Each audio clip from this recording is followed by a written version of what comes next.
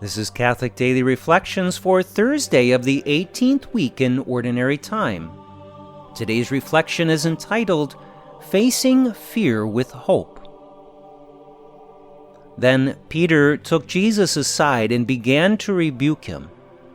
God forbid, Lord, no such thing shall ever happen to you. He turned and said to Peter, Get behind me, Satan. You are an obstacle to me. You are thinking not as God does, but as human beings do. What a shocking statement this must have been that was spoken by Jesus to Peter.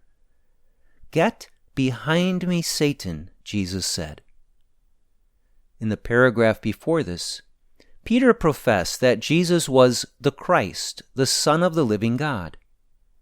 Jesus in turn told Peter that he was Petros, and on this petra he would build his church. Petros is the Greek word for a movable rock, and petra was an immovable solid rock foundation. Thus, Peter was told that he would be the stone set upon a solid foundation by which Jesus would build his church. Jesus even went on to promise Peter that he would receive the keys to the kingdom and that whatever he bound on earth would be bound in heaven. And then, one paragraph later, Jesus rebukes Peter for thinking not as God, but as a human being. Jesus rebuked Peter because Peter could not accept Jesus' teaching about his coming passion and death. Jesus told Peter and the other disciples that he would soon suffer greatly, be rejected by the chief priests, the scribes and elders, be killed, and then rise on the third day. So Peter went from a profound proclamation of faith to fear and rejection of the divine plan of salvation. And for that reason, Jesus went from entrusting much authority to Peter to rebuking him for his weakness and fear. Fear is often a paralyzing passion. St. Thomas Aquinas explains that the passion of fear comes from a perceived future evil. Sorrow is the normal reaction to a present suffering, such as the death of a loved one. But when the perceived suffering or apparent evil is something that has not yet come, then we often react with fear. When that fear is caused by something exterior and out of our control, it tempts us to feel shock, a sense of being overwhelmed, and anxiety. In the case of Peter, the thought of Jesus suffering greatly and being killed was more than he was able to accept. So Peter says, God forbid, Lord, no such thing shall ever happen to you.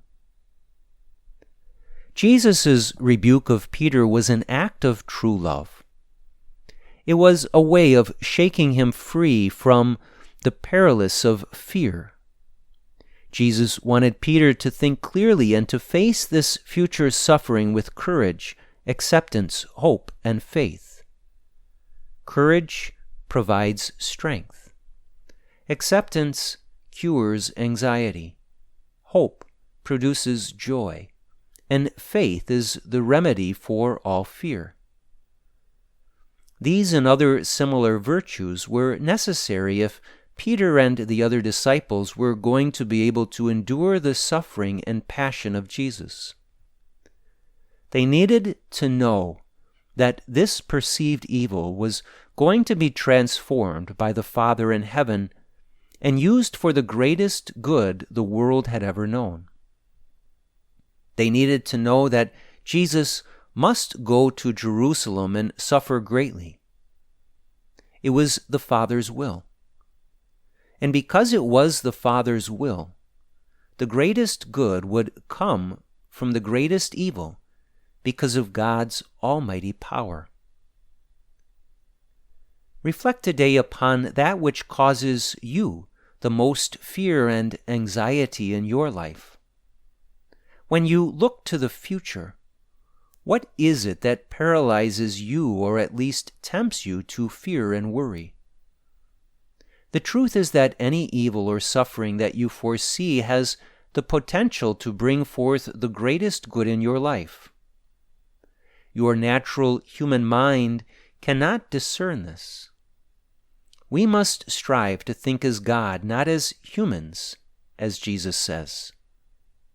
Try to look at anything that causes you anxiety through the eyes of God alone. Trust that, in faith, all can be used by God for good. Do not doubt, but believe, and God will begin to bestow upon you the many virtues you need to move forward with peace, courage, and confidence. Let us pray. My suffering Lord, you faced the evil you endured with the utmost courage and love. You never gave in to fear, but pressed on, fulfilling the Father's will. Give me the grace I need to share in your strength, so as to overcome all that tempts me to fear. I love you, my Lord. May I rely upon you for all things. Jesus, I trust in you.